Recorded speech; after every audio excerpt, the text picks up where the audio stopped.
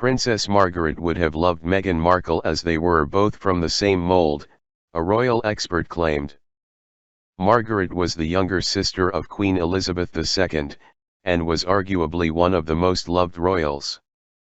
Renowned for her rebellious nature and reputed romances, her party girl lifestyle was the subject of intense media speculation.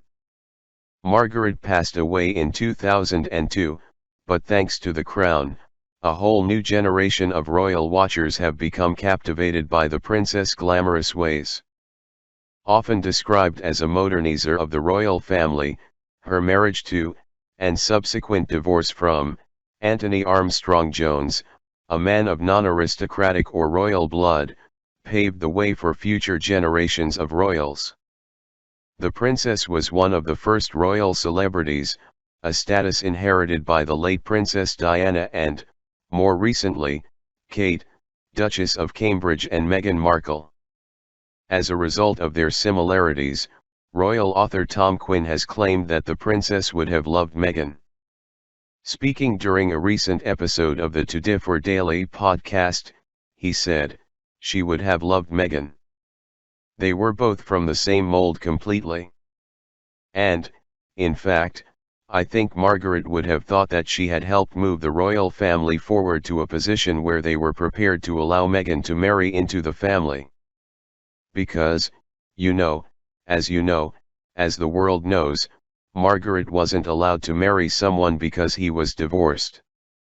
And the British public, to the amazement of the establishment, they all sided with Margaret and said, not allowing her to marry someone just because he's divorced is ridiculous, it's medieval. And so she got so much sympathy for that.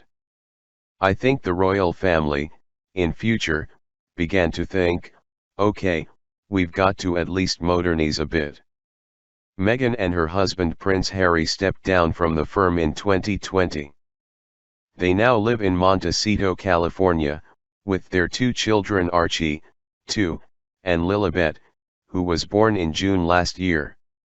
Harry has also been compared to Margaret, his great-aunt. Royal expert Ingrid Seward told OK!